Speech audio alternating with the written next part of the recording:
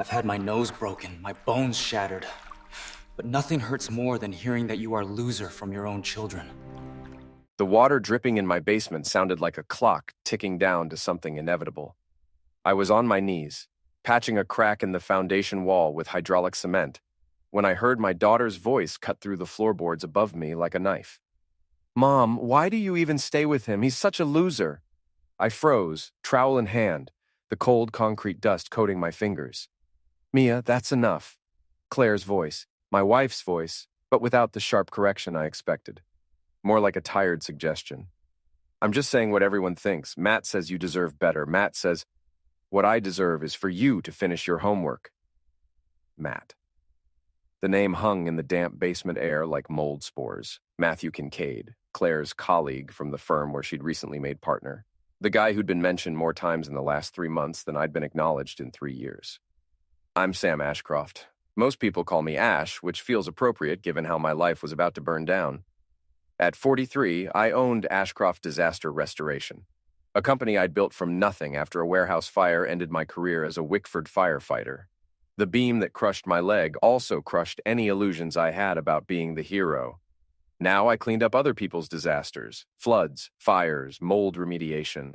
The irony wasn't lost on me. Wickford, Massachusetts was the kind of post-industrial New England city where everyone knew everyone's business, where the old mill buildings had been converted into overpriced lofts, and where guys like me, blue-collar, sarcastic, with cement dust under their fingernails, were increasingly out of place, especially when married to women like Claire. Claire Ashcroft, née Brennan, was everything Wickford's new elite aspired to be. At 38, she was a rising star at Brennan & Associates, yes, her father's firm, though she'd earned her partnership through merit. Sleek, polished, with that particular brand of coldness that passed for sophistication in legal circles. I climbed the basement stairs, my bad leg aching in the November chill that seeped through our once-proud colonial's walls. The house needed work, peeling paint, sagging gutters, a yard that had gone feral, but Claire had made it clear that investing in this place wasn't a priority, not when we could be saving for something more appropriate to our position. Our position, as if we were royalty instead of a broken couple living in a house that smelled like disappointment and cheap air freshener. "Dad!" Jamie, my 9-year-old son, ambushed me at the top of the stairs, wrapping his arms around my waist. At least one of my kids still thought I was worth hugging. "Can we go to Uncle Pete's gym tomorrow? You promised you'd teach me the jab cross combination." "Sure, buddy. Saturday morning, just you and me." "Just you and him and every other loser at that sweat pit," Mia said, not even looking up from her phone as she passed through the kitchen. 14 years old and already fluent in contempt. I wondered where she'd learned it, then caught Claire's reflection in the hallway mirror, the slight curl of her lip, the way she looked through me rather than at me. "Yeah," mystery solved. "Mia, room, now." Claire's voice had that lawyer edge, the one that made juries wince. Mia rolled her eyes but complied, her designer sneakers, $200 I hadn't approved, squeaking on the hardwood. Claire turned to me, and I saw it clearly for the first time. She was dressed for someone.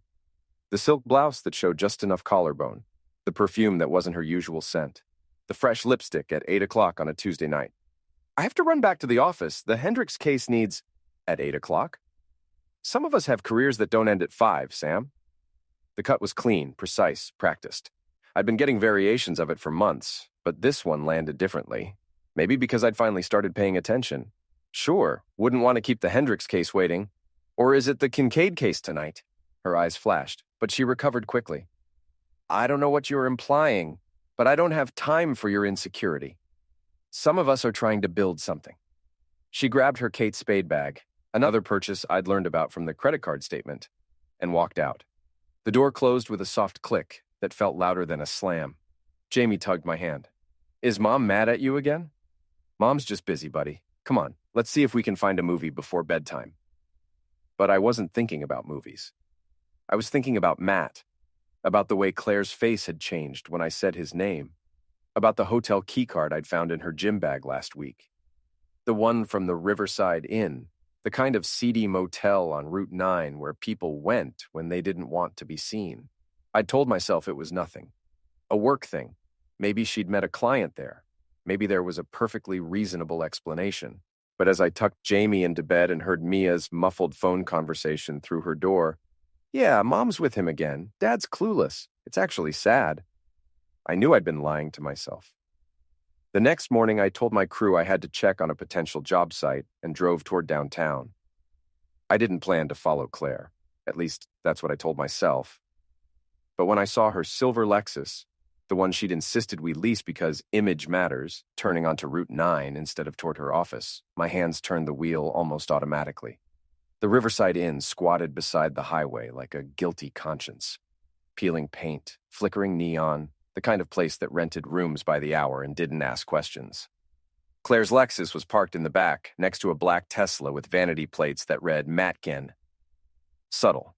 I parked 3 spots away, my heart hammering against my ribs. This was it. The moment where suspicion became certainty, where my marriage officially died. I should have driven away, should have confronted her at home, demanded the truth like a rational adult. Instead, I got out of my truck and walked toward room 117. The curtains were drawn, but not completely. Through the gap, I saw them. Claire, her blouse unbuttoned, laughing at something Matt said.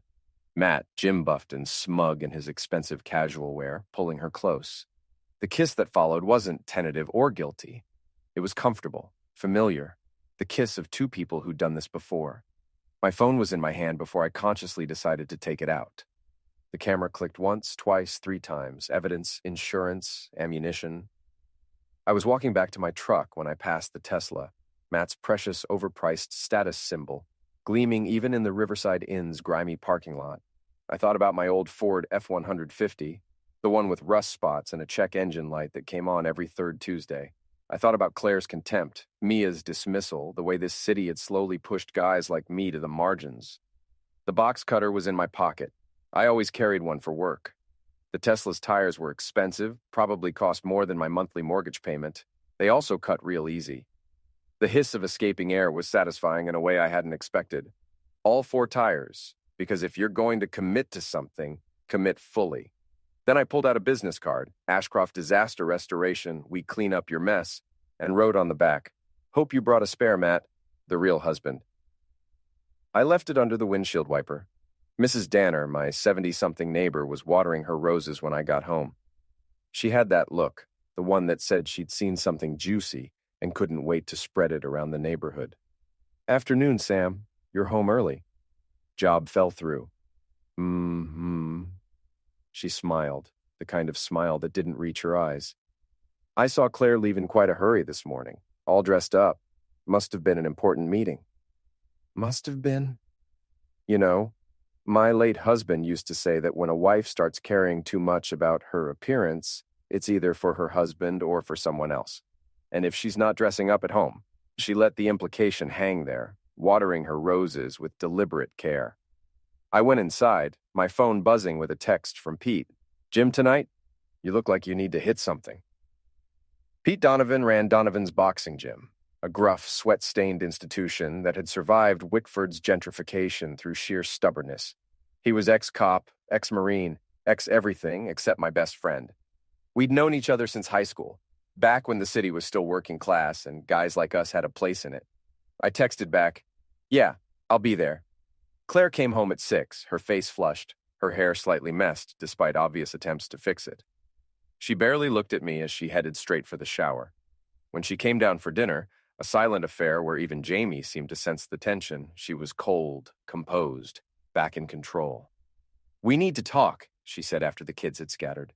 "About what? Your important meeting?" "About boundaries, about respect. Mrs. Danner called me today, said you were acting strange, driving around in the middle of the workday." She seemed concerned. "Mrs. Danner should mind her own business." Mrs. Danner is a respected member of this community. Unlike some people, she understands how things work in Wickford. "Image matters, Sam. Reputation matters. And I won't have you embarrassing me with whatever midlife crisis you're going through." The gaslighting was impressive, really. Turn it around, make me the problem, establish control. She'd probably use the same technique in court 100 times. Is that what this is? A midlife crisis? I don't know what else to call a grown man who slashes someone's tires like a teenager. My blood went cold. "How did you—" "Matt called me. He was stranded at a job site, had to call a tow truck. 4 flat tires, Sam, and a cute little note. Very mature." Job site? Is that what we're calling the Riverside Inn now? Her face didn't change, but something flickered in her eyes. Calculation. She was deciding how to play this, running through strategies like a lawyer preparing for cross-examination. I don't know what you think you saw, but Matt and I were meeting a client. The Hendricks case requires discretion, and that location was convenient for all parties. Convenient? Sure. And I guess you had to unbutton your blouse for client confidentiality? You followed me? You actually followed me like some paranoid stalker? I drove past. Big difference. No, Sam, there's no difference. You're spiraling, and it's affecting our family. Mia's noticed. She's scared of you. Mia's scared of me? Mia, who calls me a loser to your face while you say nothing? I'm trying to protect her from seeing her father fall apart, from seeing him become vindictive and small. She stood, smoothing her skirt with practiced elegance. Here's what's going to happen. You're going to apologize to Matt for the childish stunt with his car.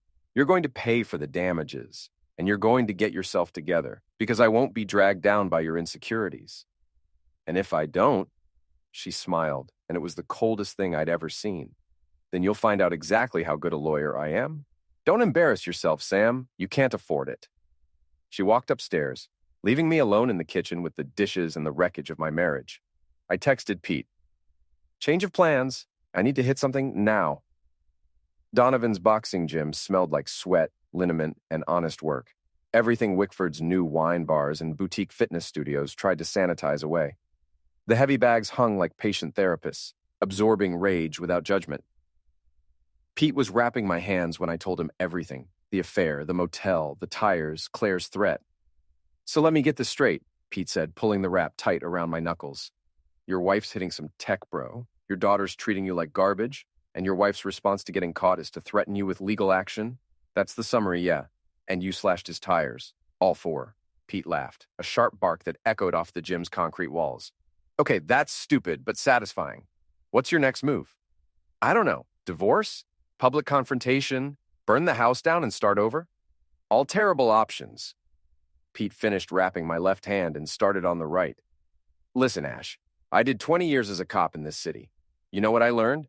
The guy who throws the first punch usually loses the fight, but the guy who thinks 3 moves ahead, he wins the war. I'm not following. You went Neanderthal with the tires. Felt good, right? But it gave her ammunition. Now she's got you on property damage, stalking, whatever else her lawyer brain can spin. You want revenge? Real revenge? You gotta outthink them. I'm a disaster restoration guy, Pete. She's a partner at a law firm. He's a tech executive. I'm outgunned. You're underestimated. Big difference. Pete tied off the wrap and slapped my shoulder. Now hit something while I make some calls. I got a buddy who's a lawyer, owes me a favor. Let's see what your legal options actually are before you do anything else stupid. I spent the next hour punishing the heavy bag, each punch landing with the force of accumulated humiliation. The rhythm was meditative: jab, cross, hook, uppercut. With each combination, I imagined different targets: Matt's smug face, Claire's cold smile, Mia's contemptuous sneer, Mrs. Danner's knowing look. By the time I finished, my knuckles were raw despite the wraps, and Pete was off the phone.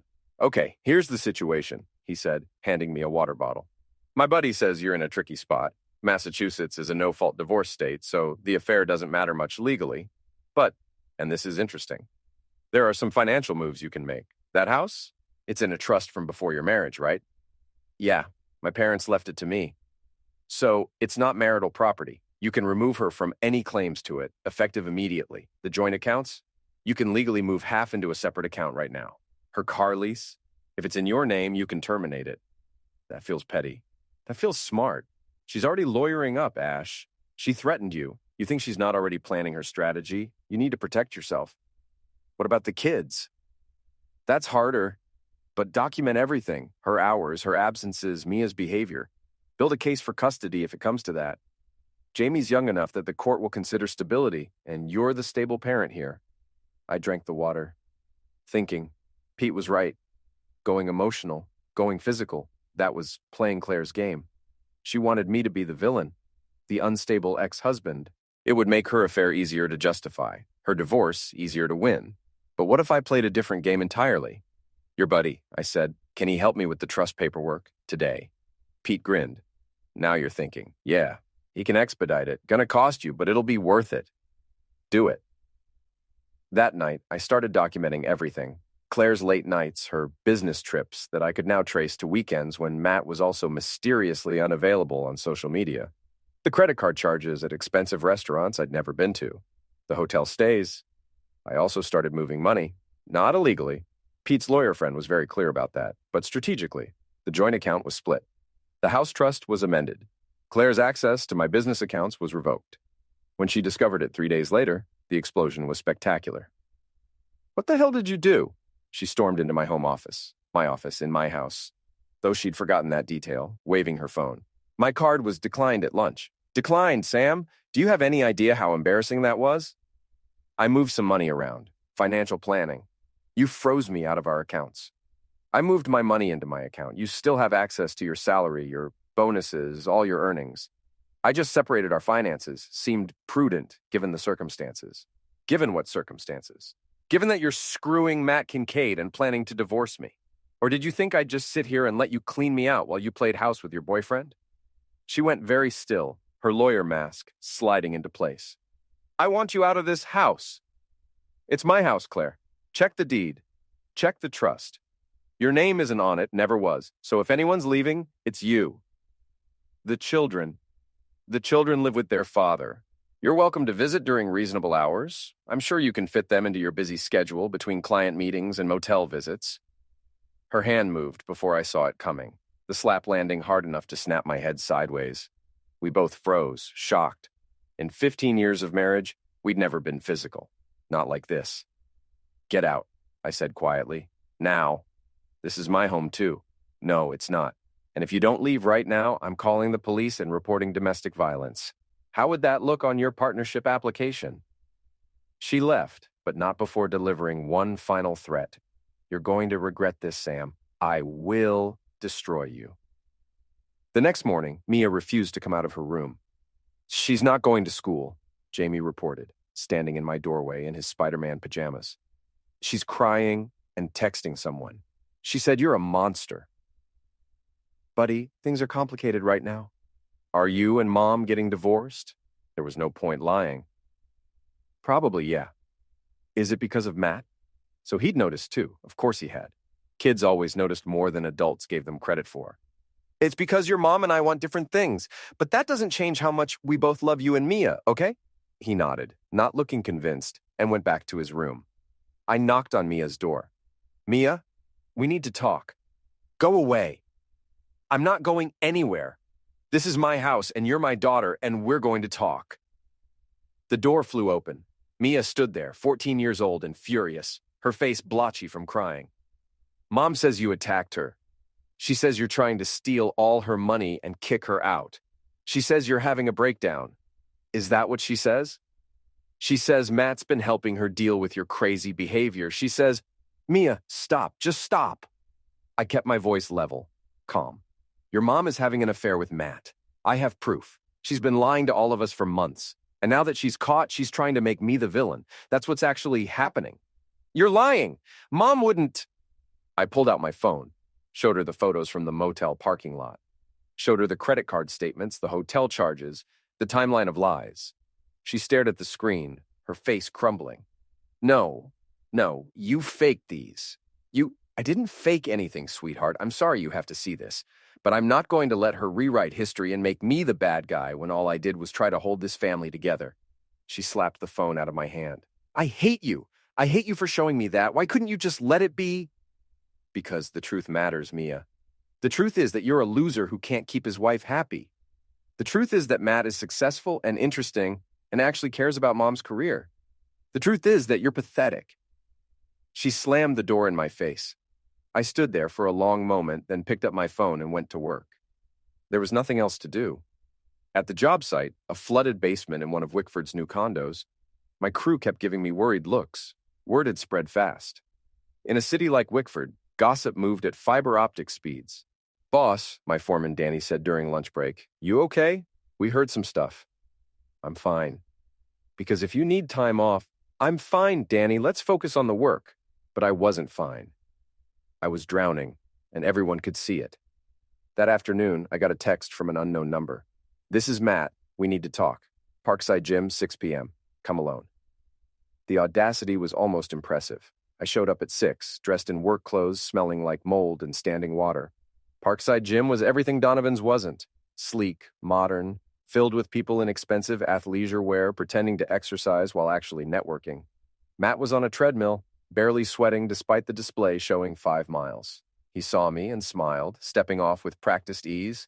"Sam, thanks for coming." "What do you want, Matt?" "To clear the air, look, I know this situation is messy, but Claire and I, what we have is real. It's not some sordid affair. We connected on a deep level, intellectually and emotionally, something she wasn't getting at home."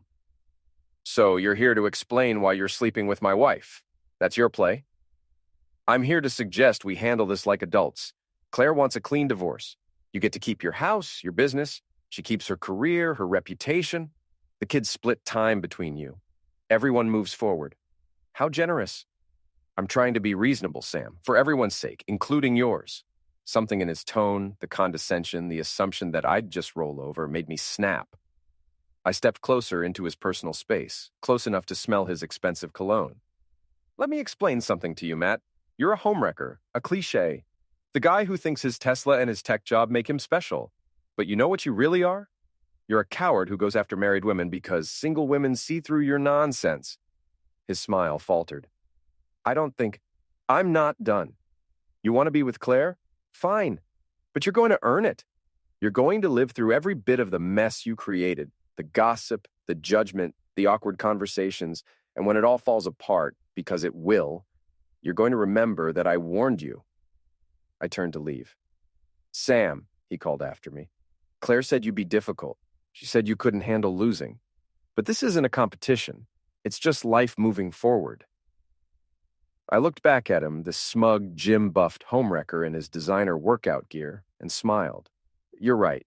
It's not a competition, because you already lost. You just don't know it yet." In the parking lot, I saw Mrs. Danner sitting in her car, phone pointed at the gym entrance. She waved cheerfully when she saw me, then drove off. Perfect. The whole city would know about this confrontation by morning. When I got home, Jamie was doing homework at the kitchen table, but Mia's door was open, her room empty. "Where's your sister?" "Mom picked her up. Said Mia's staying with her for a while." "Staying where? Your mom doesn't have a place." Jamie shrugged, not meeting my eyes. I called Claire. She answered on the 4th ring, her voice bright and cheerful. "Sam, what can I do for you?" "Where's Mia?" "With me. She's decided she's more comfortable staying with her mother during this difficult time. I'm respecting her choice." "You can't just take her without discussing it with me." "I can, actually. She's 14, old enough to express a preference, and given your increasingly erratic behavior, slashing tires, financial manipulation, confronting Matt at his gym, I think it's best she stays somewhere stable." "I'm her father." "You're a man having a breakdown. There's a difference. Now, if you'll excuse me, Mia and I are having dinner at Matt's place. He's been very supportive during this difficult transition." She hung up. I stood in my kitchen in my house, with one son and a crumbling marriage, and realized that Claire wasn't just leaving me. She was systematically dismantling my life, taking my daughter, poisoning my reputation, and setting me up as the villain in a story she was writing. Pete's words echoed in my head. The guy who thinks 3 moves ahead wins the war. I've been playing defense, reacting, responding, trying to protect what I had left. It was time to go on offense. I pulled out my laptop and started making calls. First to Pete's lawyer friend, then to someone I hadn't spoken to in 5 years. Lila Brennan, Claire's cousin, my ex-girlfriend from college. And now, conveniently, an investigative reporter for the Wickford Gazette. "Sam Ashcroft," she said when she answered, her voice warm with surprise. "I heard you were having a rough time. Small city, big mouths. I need your help, Lila, and I need you to keep it quiet." "This sounds interesting. Tell me everything." So I did.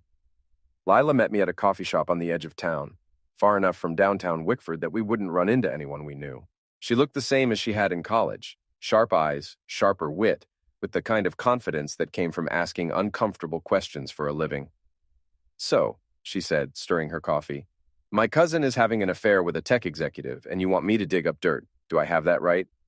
I want you to find the truth, whatever that is. The truth is that Claire always thought she was too good for this city, too good for the family firm, definitely too good for a blue-collar guy, no offense. None taken, you dated me too. Yeah, but I was rebelling against my uptight family. Claire was trying to join the country club. Lila pulled out a notebook, flipping to a clean page. Okay, let's start with Matt Kincaid. What do you know about him? Tech executive, works for some startup called Nexus Solutions, drives a Tesla, has an ego the size of Boston. Nexus Solutions. Lila typed on her phone, her expression shifting from casual to focused. Oh, this is interesting. What? Nexus is in the middle of a lawsuit related to Zek's harassment allegations from 3 former employees. And guess who's representing the company? Claire. Brennan and Associates, specifically, which means Claire is Matt's lawyer, which means their affair is a massive ethical violation. She could be disbarred. I felt something shift in my chest. Not quite hope, but close. Can you prove it? I can make some calls. I've got sources at the State Bar Association. Lila leaned forward, her eyes gleaming with that reporter's hunger for a story. But Sam, if I do this, it's not just revenge. It's a story. It'll be public. Everyone will know. Good. Let them know. I'm done being quiet while she rewrites history. Okay then, give me a week. That week was the longest of my life. I went through the motions, work, taking care of Jamie, pretending everything was fine. But at night, alone in the house that felt too big and too empty, I planned. Pete helped. His lawyer friend, a sharp-eyed woman named Rita Sullivan, helped more. She showed me exactly how to protect my assets, how to document Claire's absences, how to build a custody case that would make it clear I was the stable parent. The affair doesn't matter for the divorce, Rita explained in her cramped office above a pizza shop, but it matters for custody. A parent who's more focused on a new relationship than on their children's welfare, that matters. Document everything. Times she doesn't show up for Jamie. Times Mia misses school because Claire's too busy. Build the pattern. I built the pattern. Spreadsheets, photos, text messages that went unanswered. The evidence piled up like debris after a flood, and I cataloged it all with the same systematic attention I used for disaster restoration. Then Lila called. I've got something, multiple somethings. Can you meet me? We met at the same coffee shop. This time Lila had a folder thick with printouts. Okay, so Matt Kincaid is a piece of work. 3 things you need to know. First, he's married. What? Separated, technically, but still legally married. Wife's name is Rachel, lives in Connecticut. They've got a kid. He's been dodging child support payments for 6 months, claiming financial hardship while driving a Tesla. Second thing, the related to Zek's harassment lawsuit, it's legit. I talked to one of the plaintiffs off the record. Matt's a serial harasser, creates hostile work environments, retaliates against women who reject him, the whole toxic playbook, and Claire's been helping him cover it up, pressuring witnesses to drop their claims. I felt sick. And the third thing? This one's about Claire. Turns out she's been moonlighting, doing private consulting work for Nexus Solutions, billing them directly, not through the firm. That's a breach of her partnership agreement. The firm's code of conduct is very clear. All client work goes through official channels. She's been hiding income and violating firm policy. Why would she risk that? Because Matt's paying her 3 times the normal rate. It's basically money laundering disguised as legal fees. She's been funneling cash into a private account, probably getting ready to divorce you and hide assets. The betrayal was so complete, so calculated, that I almost laughed. Almost. Can you prove all this? I've got bank records, emails from the harassment sufferers, court documents from Matt's divorce. It's all here. Lila pushed the folder across the table. The question is, what are you going to do with it? I thought about Claire's threat. I will destroy you. I thought about Mia calling me a loser. I thought about Matt's smug face at the gym, his assumption that I'd just roll over and accept defeat. I'm going to burn their world down, I said. Legally, publicly, completely. That's what I was hoping you'd say, because I've already written the story. I just need your permission to publish. You have it. Sam, once this goes public, there's no taking it back. Claire will come after you with everything she has. Matt will lawyer up. It's going to get ugly. It's already ugly. At least this way everyone knows the truth. Lila smiled, the kind of smile that made me remember why I dated her in college. Okay then. The story runs tomorrow morning. Front page above the fold. Prominent attorney accused of ethics violations in affair with client. Should make for interesting breakfast conversation. That night, I couldn't sleep. I kept checking my phone, waiting for the story to drop. At 6 a.m., it went live on the Gazette's website. By 7 a.m., it was spreading across social media. By 8 a.m., my phone was ringing nonstop. The story was devastating. Lila had documented everything: the affair, the ethics violations, Matt's harassment history, the hidden income. She'd interviewed the harassment sufferers, gotten quotes from legal ethics experts, even tracked down Matt's estranged wife for comment. Rachel Kincaid had been very willing to talk. "I'm glad someone's finally exposing him for what he is," she'd told Lila. "He's an aggressor who uses his position to manipulate women, and any lawyer who'd help him cover that up, she's just as bad." By noon, Brennan and Associates had suspended Claire pending an internal investigation. By 2 p.m., Matt's company had placed him on administrative leave. By 5 p.m., the State Bar Association had opened a formal inquiry into Claire's conduct. I was at Pete's gym, trying to work off the adrenaline, when Claire called. "You coward!" Her voice was shaking with rage. "You went to the press. You humiliated me publicly. You destroyed my career." I gave an interview to a reporter. She did her job. If the facts are humiliating, that's on you. This is revenge. Pure, petty revenge. No, Claire, revenge would be illegal. This is just truth. You committed ethics violations. You helped a related to Zek's harasser cover up his crimes. You hid income and violated your partnership agreement. All I did was make sure people knew about it. You're going to pay for this. I'm going to take you for everything. With what lawyer? You're suspended. Your firm's probably going to fire you. The Bar Association is investigating you. You're radioactive, Claire. No one's going to touch you. The silence on the other end was long and cold. "Mia won't forgive you for this," she finally said. "You've turned her mother into a public scandal. She'll hate you forever." Maybe, but at least she'll know the truth. At least she'll understand that I didn't just give up on our family. You did. I hung up. Pete handed me a water bottle. "How do you feel?" Terrified, exhilarated, guilty, triumphant. All of it at once. "That's normal. You just nuked your ex's life from orbit. It's a big move." "You think I went too far?" "I think you did what you had to do. She came at you with everything she had.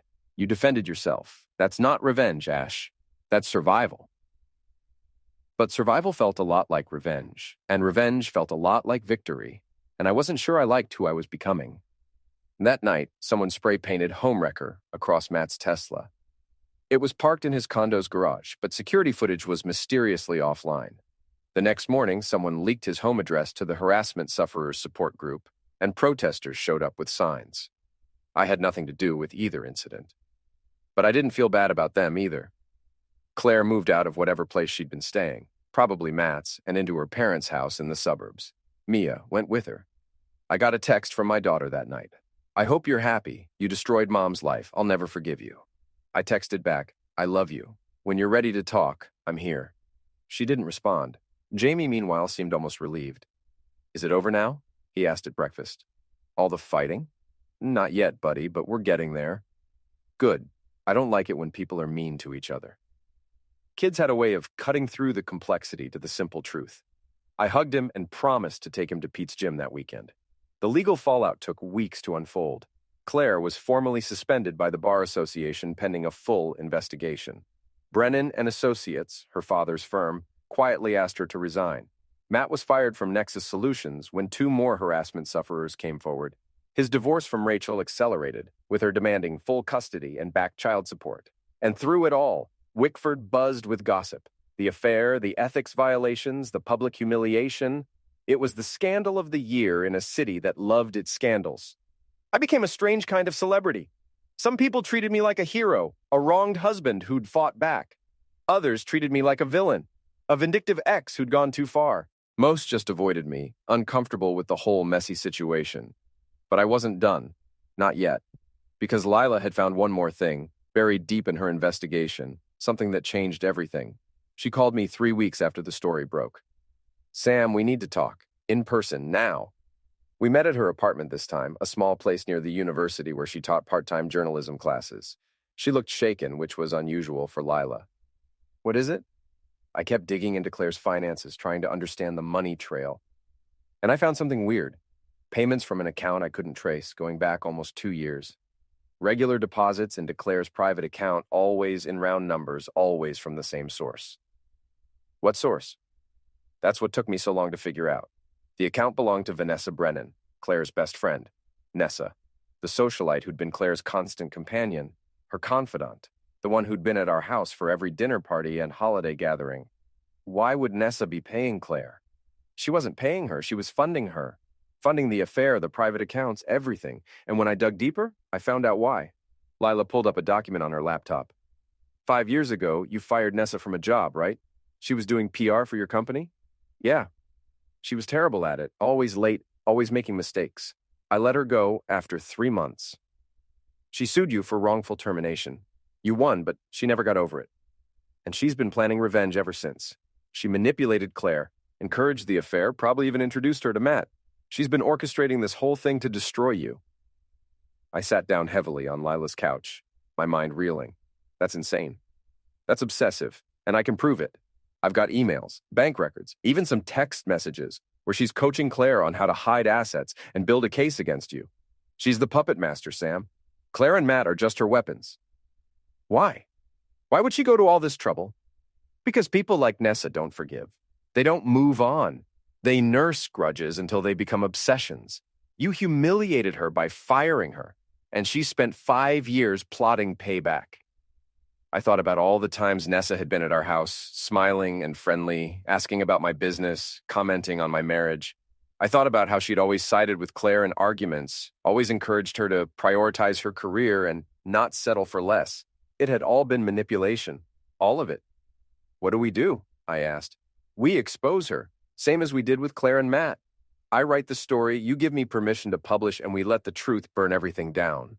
I should have hesitated. Should have thought about the consequences, about how much damage this would cause, about whether I was becoming the villain in my own story. But I didn't hesitate. Do it, I said. Burn it all down. The second story ran on a Monday morning, and it was even more explosive than the first.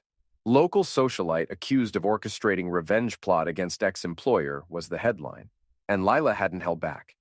She documented everything: Nessa's lawsuit, her obsessive tracking of my life, the payments to Claire, the text messages coaching her on the affair. She'd even found evidence that Nessa had introduced Claire to Matt specifically because she knew he was a serial harasser who would create maximum chaos in my life. The manipulation was breathtaking in its scope and cruelty. Within hours, Nessa's social media accounts were flooded with angry comments. Her boutique PR firm lost 3 major clients by noon. Her membership at the Wickford Country Club was suspended pending review. Even her own family, the Brennans, Wickford's old money elite, distanced themselves, with Claire's father issuing a statement condemning any and all attempts to manipulate family members for personal vendettas. I was at work when Nessa called me, her voice shaking with rage. You destroyed my life. Are you happy now? I didn't destroy anything, Nessa. I just made sure people knew what you did. What I did? I helped Claire see what she was worth. I helped her escape a dead-end marriage to a mediocre man. You're the villain here, Sam, not me. You manipulated my wife into an affair with a related to Zek's aggressor. You coached her on how to hide money and destroy me in a divorce. You spent 5 years plotting revenge because I fired you for being bad at your job. That's not helping, Nessa. That's sociopathic. I should have done worse. You should have moved on. But you didn't. And now everyone knows exactly who you are. I hung up. But I wasn't satisfied. Not yet, because while Nessa's reputation was destroyed, while Claire was suspended and Matt was fired, they were all still functioning. Still had their lives, their homes, their dignity. I wanted more. Pete would have told me to stop. Rita would have warned me about going too far. Even Lila, who'd been my ally through all of this, might have suggested I take the win and move on. But I didn't ask any of them. Instead, I started planning something bigger. Something that would expose them all in the most public, humiliating way possible. Something that would ensure everyone in Wickford knew exactly what they'd done and who they really were. The Wickford Fall Festival was the city's biggest event. A weekend-long celebration that drew thousands of people. There would be food trucks, craft vendors, live music, and, most importantly, a community stage where local organizations gave presentations. I'd been on the festival planning committee for years, back when Claire and I had been the perfect couple, the ones who volunteered and showed up and played our parts in Wickford's social theater. This year, I was going to give them a show they'd never forget. I called in every favor I had. Pete helped me get a spot on the community stage. Lila agreed to film everything for journalistic purposes. Rita made sure everything I was planning was technically legal, if morally questionable, and I prepared my presentation. The festival was the first weekend in October, perfect autumn weather. The city park packed with families and couples and people pretending Wickford was still the charming New England town it had once been, instead of the gossip-fueled pressure cooker it had become. I arrived early, dressed in my best clothes, which weren't great, but they were clean. I set up my laptop, connected it to the stage's projection system, and waited. Claire showed up around noon with Mia. They were keeping their distance from the main crowds, probably hoping to avoid the stares and whispers. But they couldn't avoid the community stage, which was right in the center of the park. Matt arrived separately, trying to blend in with a baseball cap and sunglasses. Subtle. Nessa was there too, lurking near the craft vendors, her usual confidence replaced with a hunted wariness. Perfect. Everyone I needed, all in one place. At 2 p.m., I took the stage. The crowd was decent-sized, maybe 200 people who'd gathered to hear what they thought would be a presentation about disaster restoration and home safety. The festival organizers had approved my topic weeks ago, but that's not what they were going to get. "Good afternoon, Wickford," I said into the microphone, my voice steady despite my racing heart. "My name is Sam Ashcroft. Most of you know me as the owner of Ashcroft Disaster Restoration. Some of you know me as the guy whose wife had a very public affair." The crowd shifted, suddenly very attentive. I saw Claire's face go pale, saw her start pushing through the crowd toward the stage. But today I want to tell you the whole story, because what happened in my marriage wasn't just an affair. It was a conspiracy, a deliberate, calculated plot to destroy my life, orchestrated by someone I thought was a friend. On the screen behind me, I projected the first slide, a photo of Nessa, Claire, and Matt at a restaurant, taken months before the affair supposedly started. The timestamp was clearly visible. "This is Vanessa Brennan, my wife's best friend. This is Claire Ashcroft, my wife. And this is Matthew Kincaid, the man Claire had an affair with. This photo was taken 14 months ago. According to Claire, she and Matt didn't start their affair until 6 months ago. So either she's lying about the timeline, or they were planning this for a very long time." The crowd was dead silent. I saw Claire reach the front of the stage, saw her mouth moving, but the microphone drowned her out. Next slide, bank records showing Nessa's payments to Claire. These are payments from Nessa to Claire, going back 2 years. Regular deposits, always in round numbers, always hidden from me. Why would Claire's best friend be secretly paying her? Let me explain. I told them everything. The firing, Nessa's lawsuit, her obsessive grudge, the way she'd manipulated Claire, encouraged the affair, coached her on hiding assets, the introduction to Matt, knowing he was the aggressor, the whole elaborate revenge plot. Each slide was another piece of evidence, text messages, emails, financial records, everything Lila had uncovered, presented in clear, damning detail. The crowd's mood shifted from curiosity to shock to anger. These were people who'd known me, known Claire, known Nessa. They'd been to our house, attended our parties, played the same social games, and now they were seeing the truth behind the masks. "But it gets better," I said, advancing to the next slide. "Because Matt Kincaid isn't just a homewrecker. He's a serial related to Zek's harasser who's been fired from his job. He's a deadbeat dad who owes his ex-wife thousands in child support. And Claire, my wife, the respected attorney, helped him cover it all up." More slides. Court documents from Matt's divorce, testimony from harassment sufferers, records of Claire's ethics violations. By now, security was moving toward the stage, but the crowd was too packed. Claire had given up trying to reach me and was standing frozen, her face a mask of horror. Matt had disappeared entirely. Nessa was crying, being comforted by people who didn't yet realize she was the villain of this story. "So here's my question for all of you," I said, leaning into the microphone. "When did we become a city that rewards manipulators and punishes honest people? When did we decide that image matters more than integrity? When did we become okay with people like Nessa Brennan destroying families for petty revenge?" I paused, letting the question hang in the air. I'm not asking for sympathy. I'm not asking for anything except that you remember this moment. Remember that behind every scandal, every divorce, every public humiliation, there are real people, real families, real damage. Final slide, a family photo from 2 years ago. Me, Claire, Mia, and Jamie at the beach, smiling, happy, whole. This is what they destroyed. Not just my marriage, my family. My daughter won't speak to me because she's been fed lies. My son asks me every night when things will be normal again. And for what? Because I fired someone who was bad at their job? I looked directly at Nessa, who was visible in the crowd. Was it worth it, Nessa? Was destroying my family worth nursing your grudge for 5 years? Then I looked at Claire. And you let her manipulate you. You chose revenge over our family. You chose an aggressor over your husband. Was he worth it? The silence was absolute. I unplugged my laptop, tucked it under my arm, and walked off the stage. The crowd erupted. Some people were applauding. Others were shouting questions. Security finally reached the stage, but I was already gone, disappearing into the crowd.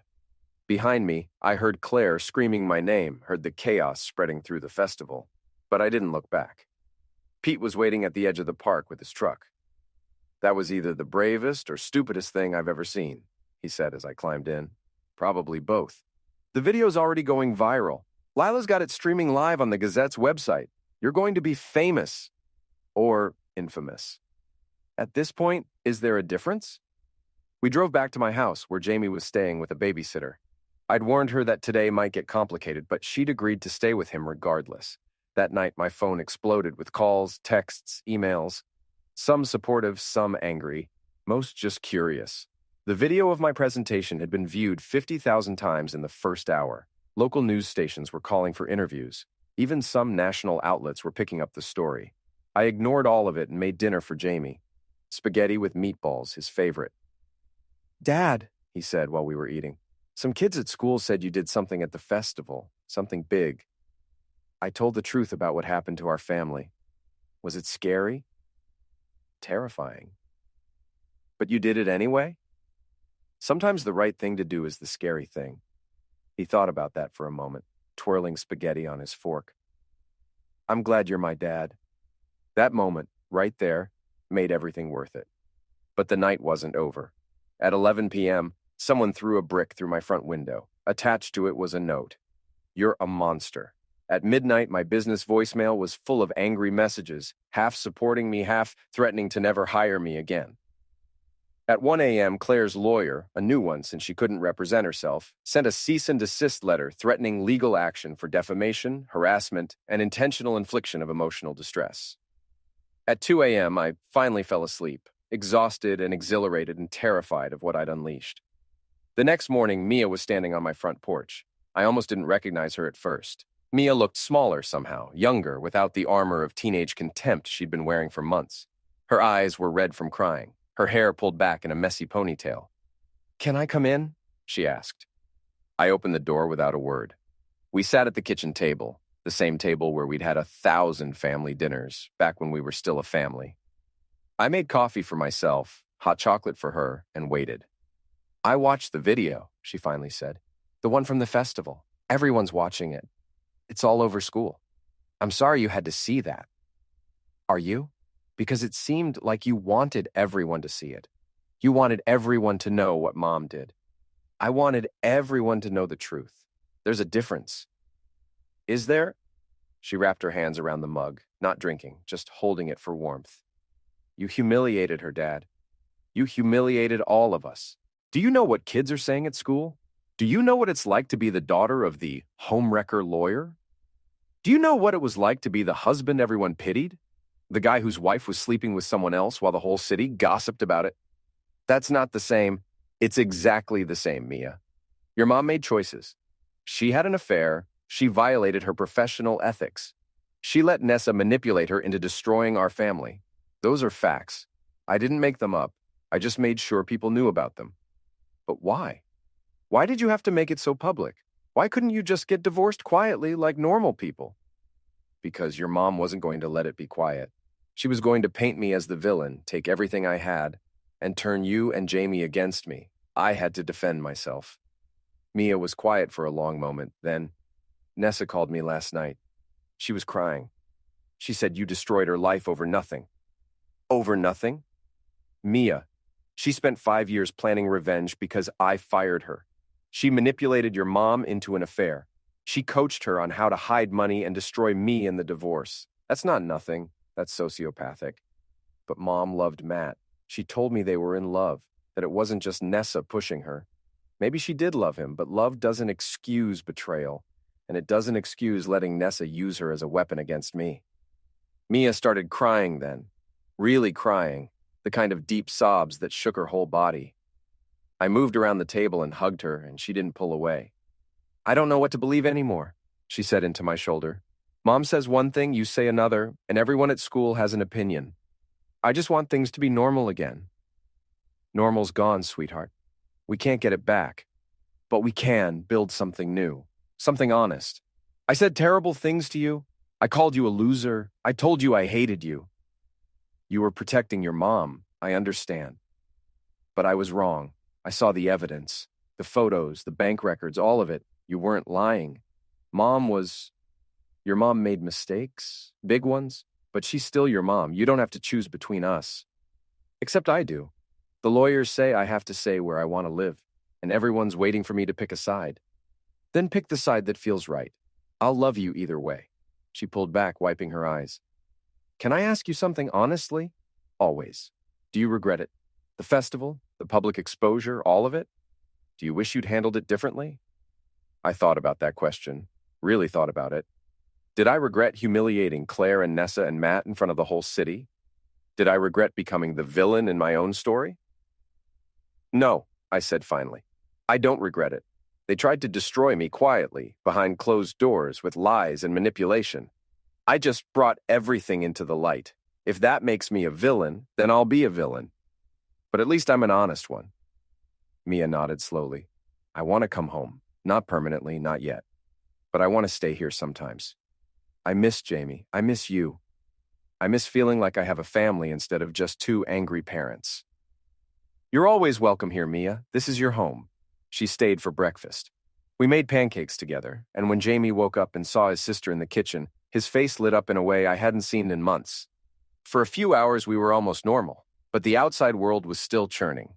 The video from the festival had gone national, picked up by news outlets and social media influencers. I was simultaneously a hero and a villain, depending on who you asked. Wronged husband exposes cheating wife's conspiracy versus bitter ex publicly humiliates former spouse. The truth, as always, was more complicated than either narrative. Claire's suspension from the Bar Association became permanent. She was disbarred after a formal hearing found that she'd violated multiple ethics rules. Brennan and Associates officially terminated her partnership. Her career, the thing she'd valued above everything, was over.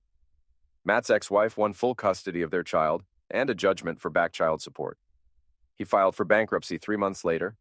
Nessa's PR firm collapsed entirely. Her clients fled, her reputation was destroyed, and she eventually moved out of Wickford altogether. I heard she ended up in Florida, working some dead-end marketing job under a different name. And me? I became a cautionary tale. Some people admired what I'd done, called it justified. Others thought I'd gone too far, become too cruel in my revenge. My business took a hit initially, but gradually recovered as people realized I was still good at my job, regardless of my personal drama. The divorce was finalized 6 months after the festival. Claire got minimal custody, every other weekend with the kids, supervised at first because the court had concerns about her stability. I got the house, primary custody, and most of our assets. Rita had built an airtight case. Claire moved in with her parents, a humiliation that probably hurt worse than the disbarment. She tried to rebuild her life, but Wickford had a long memory. She was the cautionary tale, the woman who'd thrown everything away for an affair with the aggressor. I should have felt triumphant, should have felt vindicated, and part of me did. But mostly I felt tired. A year after the festival, I was at Pete's gym when I ran into Lila. She'd won an award for her investigative reporting on the affair and conspiracy. The story had launched her career to a new level. "Sam Ashcroft," she said, smiling. "The man who broke the internet." "Is that what I did?" "That's what they're calling it. Your festival video has been viewed over 5 million times. You're famous." Or infamous. Same thing these days. She sat down on the bench next to me. "How are you, really?" "Surviving. The kids are doing better. Jamie's thriving. Mia's in therapy, but she's starting to forgive me. Claire and I are civil when we have to be. It's not perfect, but it's functional." "And you? Are you okay?" "I don't know. I did what I had to do. I protected myself and my kids, but I also became the villain. I humiliated people publicly. I destroyed careers and reputations. That's not who I thought I was." "Maybe it's who you needed to be. Sometimes the hero and the villain are the same person, just viewed from different angles. That's very philosophical for a Tuesday afternoon. I'm a journalist. We're paid to be philosophical. She paused. For what it's worth, I think you did the right thing. They came after you with everything they had. You just fought back smarter. Smarter, crueler, more ruthless. Pick your adjective. How about effective? You won, Sam. You survived. Your kids are with you. Your business is intact. You're still standing. That's more than most people can say after what you went through. She was right, but it didn't feel like victory. It felt like survival, which was a different thing entirely. 2 years after the festival, Mia graduated from high school. Both Claire and I attended the ceremony, sitting on opposite sides of the auditorium, maintaining the careful distance we'd perfected. Mia had decided to go to college out of state, partly for the education, partly to escape Wickford's suffocating gossip. I'm proud of you, I told her at the graduation party afterward. Thanks, Dad, for everything. I know I was awful to you for a while. I'm sorry. You were protecting your mom. I understand. No, I was being a brat, but you never gave up on me. Even when I said terrible things, you just kept showing up. That matters. Jamie, now 11, was less complicated in his affections. He still thought I was a hero, which was both touching and slightly concerning. I was trying to teach him that the world was more nuanced than heroes and villains, but he was 11. Nuance would come later. Claire and I had achieved a kind of cold peace. We co-parented effectively, communicated when necessary, and avoided each other otherwise. She'd started rebuilding her life, working as a paralegal at a firm in Boston, an hour's commute but far enough from Wickford's judgment. She'd never practiced law again, but she was surviving. Matt had disappeared entirely. Last I heard, he was in California, working tech support for a startup. His harassment history followed him everywhere, making it impossible to get back into executive positions. Nessa was a ghost. No one in Wickford had heard from her in over a year. And me? I was still Sam Ashcroft, still running my disaster restoration business, still living in my house with the peeling paint and overgrown yard. But I'd learned something important. Sometimes you have to become the disaster to survive it. 3 years after the festival, I was finishing a job, water damage from a burst pipe in one of the new condos downtown, when I ran into someone I hadn't seen in years. Rachel Kincaid, Matt's ex-wife. Sam Ashcroft, she said, recognizing me immediately. I've been hoping to run into you. Rachel, how are you? Better. Much better, actually. I wanted to thank you. For what? For exposing Matt. For making sure everyone knew what kind of person he was. After your festival presentation went viral, 3 more women came forward with harassment complaints. He'll never work in tech again. He'll never be able to hurt anyone else the way he hurt me, and so many others. I'm glad something good came out of it. More than something. You gave us all permission to speak up. You showed us that the truth matters, even when it's ugly, especially when it's ugly. She handed me a business card. I run a support group now, for people who've been manipulated or mistreated by partners. If you ever want to talk, or if you know anyone who needs help, give me a call. I took the card, genuinely touched. Thank you. That means a lot. After she left, I sat in my truck for a long time thinking about the past 3 years. The affair, the exposure, the festival, the fallout, all the damage and destruction and public humiliation. Had it been worth it? I thought about Mia, who was thriving at college, who called me every week, who'd learned that sometimes the people you love make terrible choices. I thought about Jamie, who was growing up with a clear understanding of integrity and consequences. I thought about the women who'd found the courage to speak up about Matt, because I'd spoken up first. And I thought about myself. The man I'd been before, the one who absorbed humiliation quietly, who played by the rules, even when everyone else was cheating, who valued peace over justice. That man was gone. In his place was someone harder, more cynical, more willing to fight dirty when necessary. Someone who understood that sometimes you have to burn everything down to see clearly. Was that better? Was I better? I didn't know. But I was still standing. And in the end, maybe that was enough. I started the truck and drove home, where Jamie would be waiting for dinner and homework help and all the normal routines of life, where Mia would call later to tell me about her classes and her friends and her plans for the future, where I would be Dad, not the villain or the hero, just a man who'd survived a disaster and learned to live in the aftermath. The house still needed work. The paint was still peeling, the gutters still sagging, the yard still overgrown, but it was mine. Earned, fought for, defended. House of Ashes, Pete had joked once. The place that burned down and rose again. Yeah, that felt about right. I pulled into the driveway and saw Jamie's face in the window, watching for me, his expression brightening when he saw my truck. He ran to the door before I even got out, already talking about his day, about school, about the science project he needed help with. Normal life. Messy, complicated, imperfect normal life. I'd burned down my old life to protect this one. I'd become the villain to save my family. I'd exposed every ugly truth and destroyed every reputation, including my own. And I'd do it again in a heartbeat. Because in the end, the only disaster I couldn't survive was losing my kids. Everything else, reputation, social standing, being liked, was negotiable. They wanted a villain. I gave them one. They wanted a scandal. I gave them the scandal of the decade. They wanted to see how far a desperate man would go to protect what mattered. I showed them. House of Ashes. And I was the only one still standing.